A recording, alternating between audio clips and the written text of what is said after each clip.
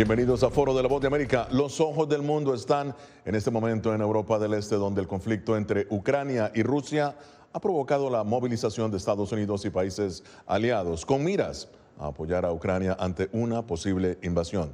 Pero, ¿cuál es la raíz de este enfrentamiento y cómo entenderlo? Veamos.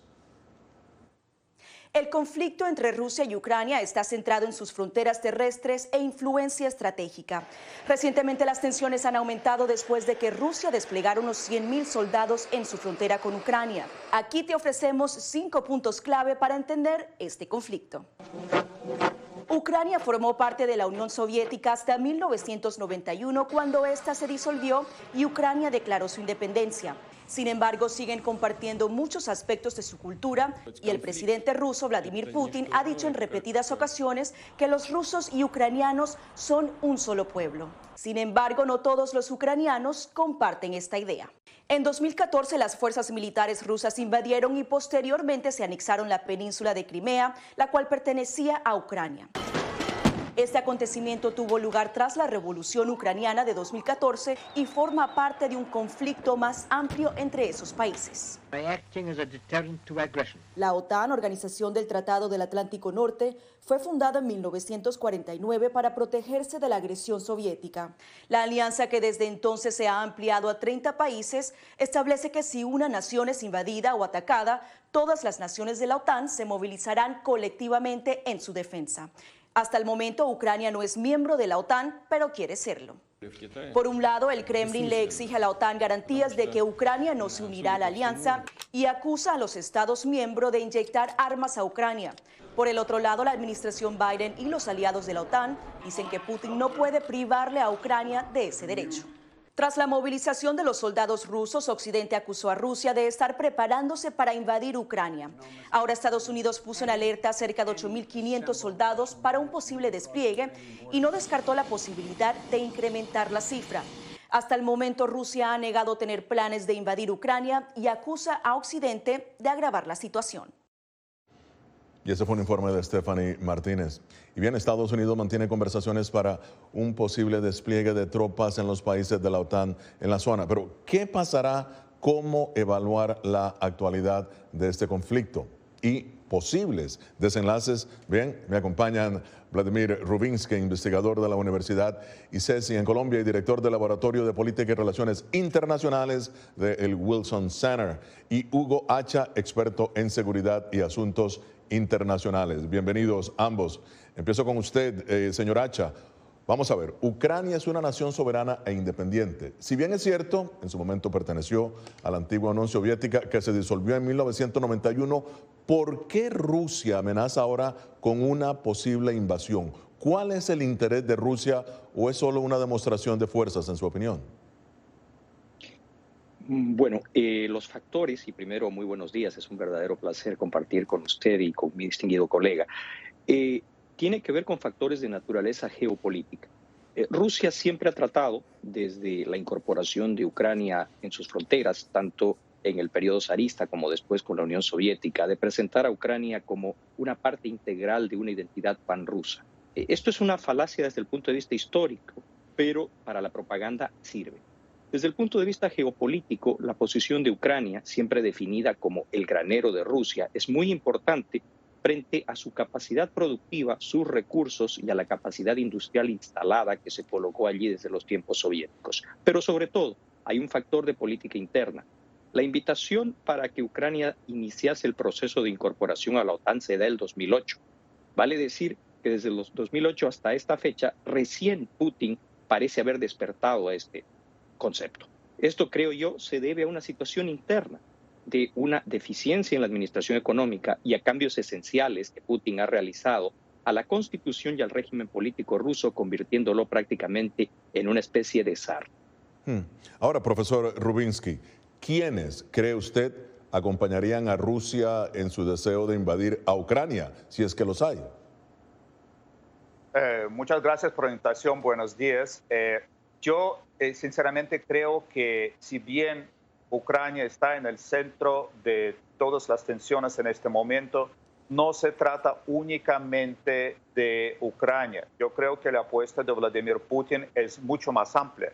la apuesta de Vladimir Putin tiene que ver con su deseo de ser parte de lo que él piensa deben ser las nuevas reglas de juego, un nuevo orden internacional. Y si bien Rusia no es el único país que demanda la revisión de estas reglas de juego lideradas por Estados Unidos y el Occidente, yo creo que la voz de Rusia realmente es la más fuerte. Y en este sentido se llama la atención que las demandas, si quiere el ultimátum que Vladimir Putin mandó a los Estados Unidos el año pasado, va mucho más allá de simplemente la situación en Ucrania. Y en esta perspectiva, yo creo que si bien yo no veo si hay unos países aparte del país como Bielorrusia que puede apoyar una posible hipotética invasión de Rusia en Ucrania, yo creo que hay otros países que de pronto pueden apoyar esta apuesta de Vladimir Putin por la división de las reglas de juego existentes. Interesante. Ahora, profesor H., hablamos de Crimea, ¿no? Que según Ucrania le fue arrebatada por Rusia cuando la anexó en 2014. Pero el hecho es que Crimea realizó elecciones en donde se determinó su independencia de Ucrania. Y luego realizó un referendo que selló su anexión a Rusia.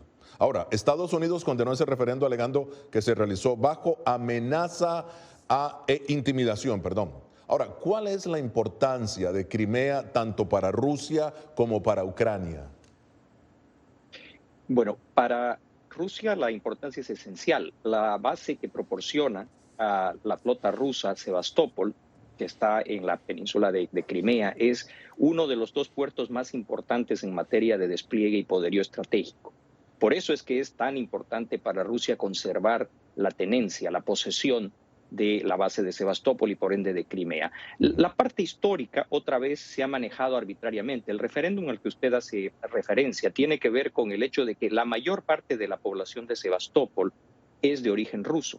Sin embargo, pese a todo lo que argumenta el señor Vladimir Putin, el origen de la situación poblacional de lo que es Crimea y el Quersoneso, si tuviéramos que ser estrictamente históricos, sería griego en inicio, tártaro después, y luego en una transición de lo que se llama el reino del Kievan Rus, cuya capital era Kiev, y la Confederación Polaco-Lituana ha tenido diferentes mandantes, diferentes poblaciones asentadas. El hecho de querer marcar la historia solo a partir de la época soviética y querer decir que por ello ese referéndum o la manifestación de voluntad sería la única que debería tomarse en cuenta, vuelvo a repetir, juega en las manos de lo que Putin pretende establecer como una narrativa y posición política.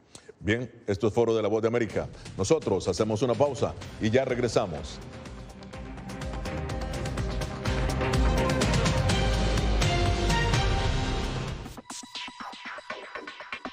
Sabemos que las mascarillas son una de las mejores herramientas para protegernos del COVID-19, pero con la aparición de nuevas variantes, los expertos están descubriendo que no todas las mascarillas cuentan con el mismo nivel de protección.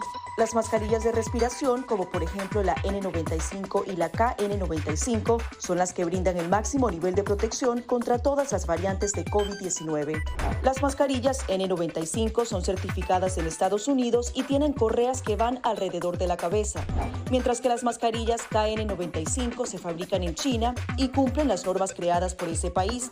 La segunda mejor opción son las mascarillas quirúrgicas desechables. Asegúrese de que estas tengan un buen ajuste en la nariz, la boca y el mentón, múltiples capas de material no tejido y una varilla nasal. Si no tiene otra opción, use una mascarilla de tela de por lo menos 2 capas y sin válvulas de ventilación u otras aberturas.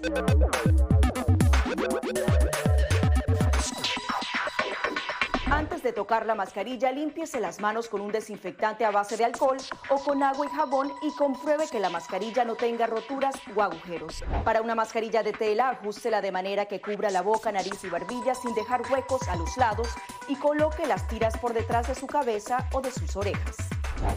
Para una mascarilla médica, verifique qué lado de la mascarilla corresponde a la parte superior. Este suele ser el lado que tiene la tira de metal. Determine cuál es la parte interior, normalmente la parte blanca. Ajústese la mascarilla en la cara de modo que cubra la nariz, boca y barbilla, asegurándose una vez más de que no haya huecos entre su cara y la mascarilla. Coloque las tiras por detrás de su cabeza u orejas y ajuste la tira de metal para que se amolde a la forma de la nariz. Finalmente, antes de quitarse la mascarilla, lávese las manos con un desinfectante a base de alcohol o con agua y jabón.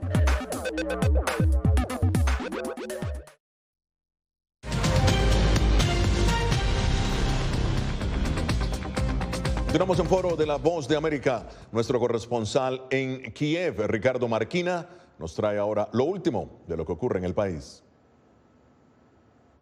La situación aquí en la capital de Ucrania es tranquila, normalidad, podemos decir que casi absoluta, la gente va a trabajar, no hay ningún indicio en la calle que nos diga que estamos en un país con una amenaza constante de guerra. Eso sí, hay mucha preocupación por lo que pueda pasar en las próximas semanas, eso es evidente, aunque la respuesta más o menos positiva o más o menos moderada o diplomática, como se quiera ver, de Moscú a Estados Unidos con respecto a esas exigencias de seguridad, han llevado a los ciudadanos de Kiev a ver esto con un poquito más de optimismo. Recordemos que venimos de días muy oscuros, con lo cual cualquier paso que sea mantener vivo el diálogo es una buena noticia para los ucranianos.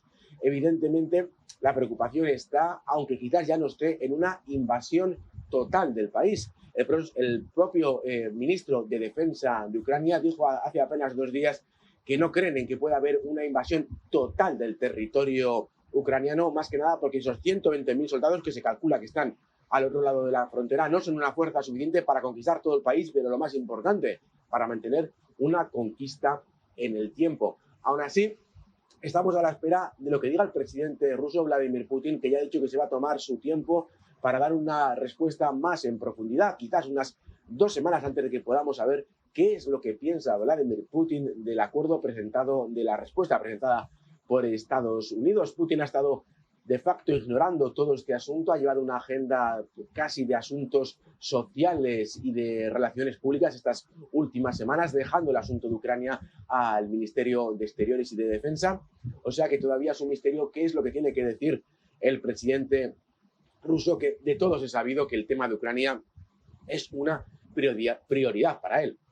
De todos modos, como les comento, aquí en Kiev, al menos en Kiev, en el este, evidentemente, en las regiones de Lugansk y Donetsk, vecinas a los territorios ocupados por las fuerzas con soporte de Moscú, la situación allí es bien diferente. Cualquier escaramuza entre fuerzas separatistas y el ejército ucraniano podría desencadenar el caos, pero aquí en Kiev y en otras ciudades como Odessa o Kharkov, la situación es de tranquilidad y de normalidad.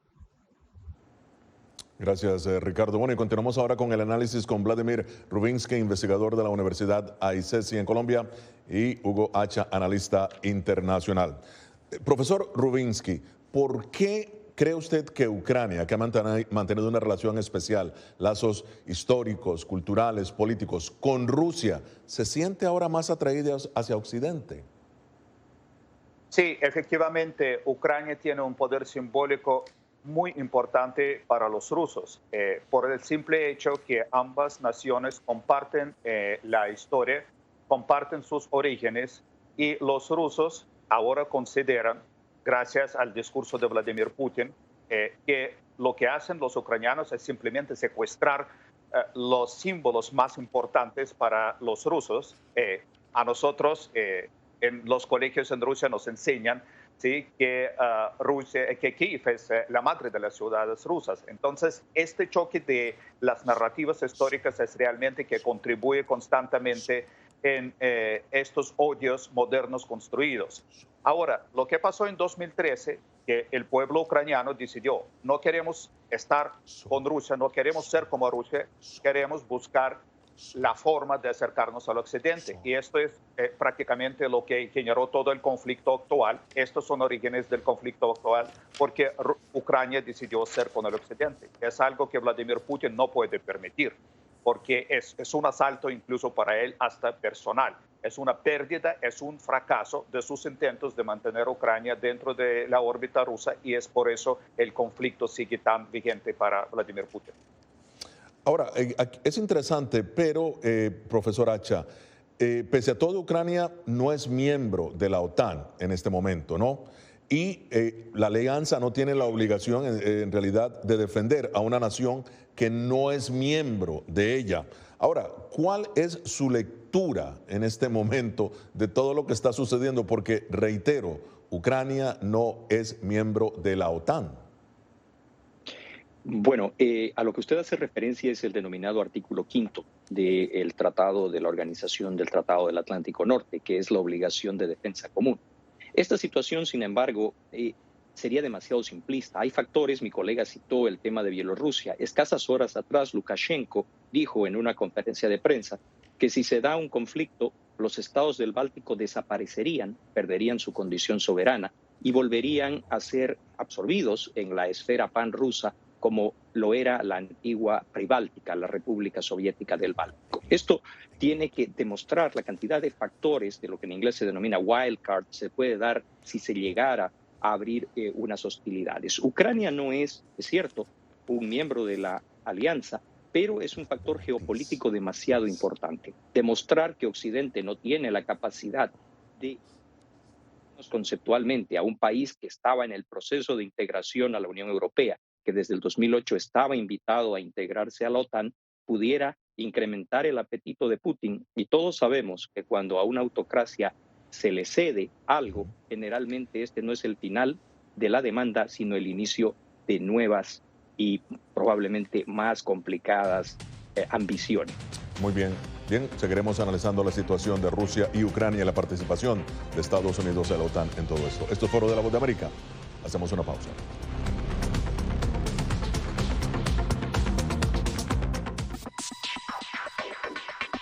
Sabemos que las mascarillas son una de las mejores herramientas para protegernos del COVID-19, pero con la aparición de nuevas variantes, los expertos están descubriendo que no todas las mascarillas cuentan con el mismo nivel de protección.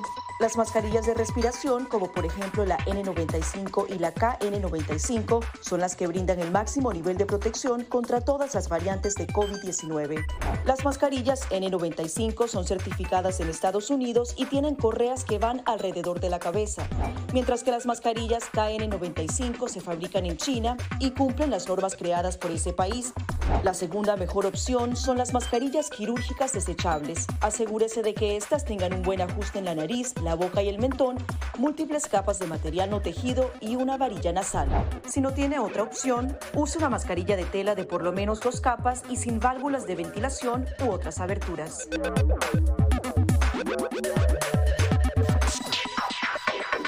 Antes de tocar la mascarilla, límpiese las manos con un desinfectante a base de alcohol o con agua y jabón y compruebe que la mascarilla no tenga roturas o agujeros. Para una mascarilla de tela, ajústela de manera que cubra la boca, nariz y barbilla sin dejar huecos a los lados y coloque las tiras por detrás de su cabeza o de sus orejas.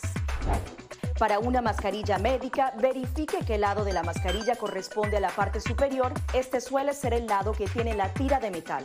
Determine cuál es la parte interior, normalmente la parte blanca. Ajústese la mascarilla en la cara de modo que cubra la nariz, boca y barbilla, asegurándose una vez más de que no haya huecos entre su cara y la mascarilla.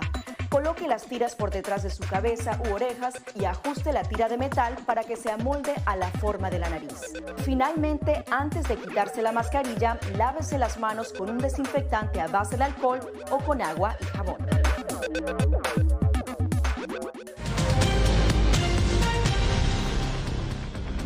Continuamos en Foro de la Voz de América. Veamos ahora lo que ha dicho el secretario de Estado Antony Blinken y su homólogo de Rusia, Sergei Lavrov. Dejamos muy claro que hay principios fundamentales que estamos decididos a mantener y defender, incluyendo la soberanía de Ucrania y su integridad territorial, incluyendo el derecho de los estados a escoger su propia seguridad y alianzas. Nuestro argumento principal es la inadmisibilidad de la expansión de la OTAN hacia el este y el emplazamiento de armas de ataque que puedan amenazar a la Federación Rusa. Ese tema no se trató en lo absoluto. Estados Unidos reitera su respeto a la soberanía de los pueblos. Ahora, ¿cuáles podrían ser las consecuencias de esta respuesta del secretario Blinken, conociendo las intenciones de Putin sobre Rusia? Profesor Rubinsky, empiezo con usted. Bueno, yo creo que Vladimir Putin ahora va a tomar una pausa para realmente pensar cómo poder responder a lo que él demandaba, la respuesta de los Estados Unidos. Como estuve diciendo al inicio de este programa, yo creo que si bien el conflicto es por Ucrania, pero a largo plazo de la respuesta de Vladimir Putin ahora va a depender, cómo realmente Rusia piensa su lugar en la arena internacional. Podemos ver, obviamente, el aumento aún más de las tensiones desde la perspectiva estratégico-militar. Los rusos pueden, por ejemplo, aumentar la presencia o el tipo de las armas que están ubicados en Kaliningrado, que es un enclave que tiene a Rusia muy cerca o prácticamente dentro de la Unión Europea, o podemos ver realmente algo también en la frontera con Ucrania. Yo creo que en este momento es difícil predecir qué es lo que va a pasar, pero seguramente va a haber una respuesta que va a definir mucho sobre la futura estrategia de Rusia. Muy bien, y profesor Hacha, en su opinión. Hay dos factores que hay que considerar para no abundar en el análisis que ha expuesto mi colega. Uno de ellos es de naturaleza operativa y fue parte de la conversación del presidente Biden y el presidente Zelensky. Generalmente el general invierno tiene la última palabra en despliegues de grandes masas de fuerzas terrestres en esta región. Y en ese sentido, lo ideal es que el suelo, en este caso afectado por las primeras nevadas, produciendo lo que los rusos llaman la rasputitsa, mucho barro en el terreno, se congele. Y esto permita a las fuerzas de asalto y a las columnas logísticas poder operar con mayor libertad. Pero el otro factor que hay que considerar en esto es que todos parecen argumentar que quieren la paz. Daladier y Chamberlain la querían en Múnich en 1938. Lavrov y Blinken hablan de lo mismo. El gran dilema, cuando usted tiene decenas, centenares de miles de hombres pesadamente armados en una cercanía táctica, cualquier tipo de situación, cualquier tipo de incidente puede desencadenar un conflicto de proporciones europeas. Ahora, varios analistas señalan de que Rusia está intentando más bien hacer una demostración de fuerza al sentirse amenazado, obviamente, por una posible inclusión de Ucrania en la OTAN. ¿Ustedes comparten esta opinión, doctor Rubinsky? Yo sí comparto esta opinión simplemente por dos razones. La primera, cualquier guerra abierta por parte de Rusia va a traer más daños, más pérdidas a Vladimir Putin que ganancias. Yo creo que la posición de Putin y las élites rusas ahora es más o menos estable en Rusia. Sí, la situación económica ha empeorado en Rusia, la calidad de la vida ha bajado, pero todavía muchos de los rusos yo creo que tienen confianza en Putin porque viven relativamente bien. Por otro lado, yo estoy convencido que Ucrania ahora no es la misma Ucrania de 2014. Los rusos tomaron Crimea precisamente porque los ucranianos no dieron la pelea. Ahora Ucrania está en una guerra tantos años con los separatistas, tiene mucha mejor preparación y sobre todo ya tiene una idea mucho más fuerte de la identidad propia nacional ucraniana. Y yo creo que los rusos también tienden a recordar lo que pasó con la Unión Soviética en la guerra contra Finlandia en 1939-1940, cuando las pérdidas para la Unión Soviética eran tan altos que realmente luego les castigaron en el comienzo de la guerra con Alemania, nazi. Entonces yo creo que no les conviene. Muy bien, esto es Foro de la Voz de América. Regresamos en solamente minutos.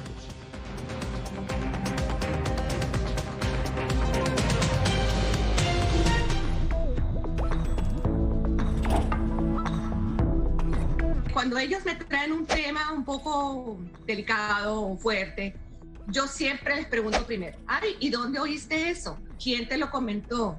¿Y qué te han comentado? Pues corrijo si han escuchado algo que no está correcto, no está bien, y les aclaro, pero lo mínimo necesario para su edad. Enfócate en que tu hijo se sienta seguro y no le ofrezcas más detalles de los que pida. Si ellos preguntan, nosotros siempre les hemos respondido con la verdad, pero a su edad. Finalmente, di cosas específicas que tu hijo pueda hacer para que sienta que tiene el control. Por ejemplo, enséñale que lavarse las manos con frecuencia lo puede ayudar a mantenerse sano.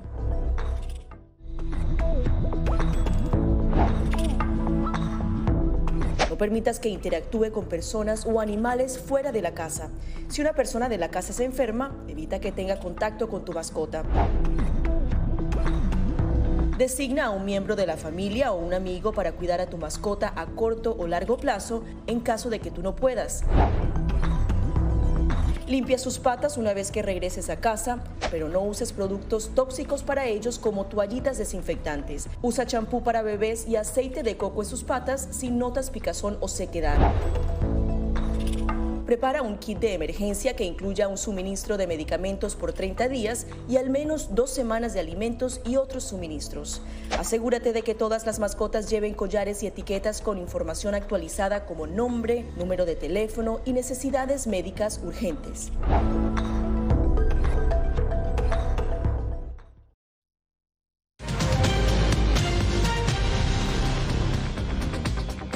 Y bien, ya en la parte final de foro, profesor Acha, Estados Unidos, obviamente por medio de su presidente Joe Biden, asegurando de que si Putin invade Ucrania, inmediatamente se aplicarán una serie de fuertes medidas, entre ellas le afectaría o lo sacaría del SWIFT, que prácticamente sacaría a Rusia de todas las operaciones financieras internacionales.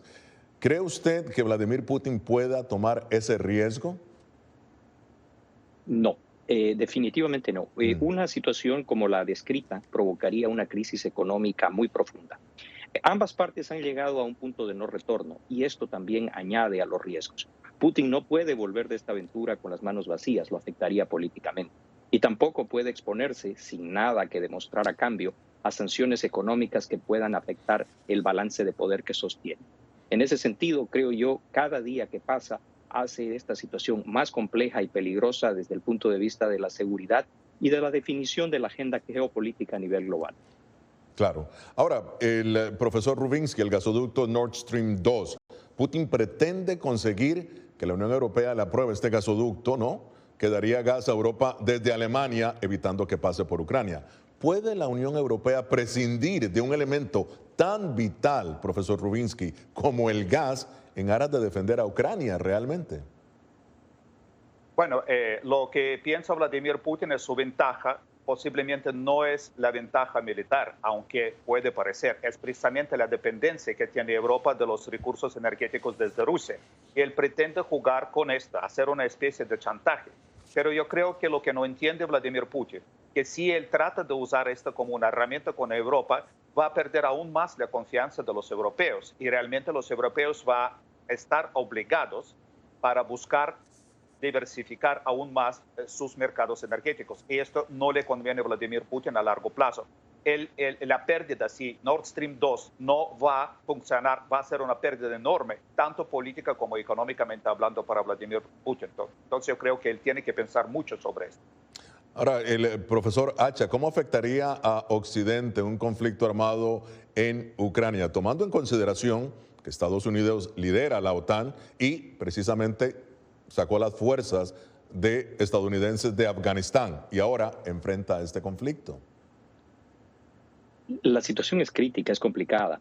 Esto debido a que Putin ha logrado, esto no se puede discutir, por lo menos dividir los criterios con respecto a cómo encarar esta crisis. Y esto es peligroso. A lo largo de esta conversación hemos resaltado el hecho de que el resultado, el outcome de esta crisis afectará los balances de poder a una escala global. China está mirando atentamente si Occidente es capaz de demostrar una respuesta unificada desde el mundo democrático y de defender principios. Y por el otro lado, para Putin es la oportunidad de volver a proyectar el mismo nivel de poder y el mismo nivel de sentarse a la mesa de las definiciones a escala global que en su momento tuviera el imperio zarista o la extinta Unión Soviética. Muy bien, rápidamente, profesor Rubinsky, ¿cómo afectaría a Occidente un conflicto armado en Ucrania? Va a ser un escenario muy difícil, porque estoy de acuerdo con el profesor Acha que Putin ha logrado dividir en muchos aspectos el frente común que tenía Occidente. Sin embargo, yo creo que también, si va a ocurrir esto, el Occidente va a unirse. Entonces Putin va a fracasar con su tarea. Bueno, muy bien. Muchísimas gracias por haber estado con nosotros. Le agradezco muchísimo al profesor Rubinsky y al profesor Acha por haber estado acá en Foro. Desde Washington les habló Gonzalo Abarca.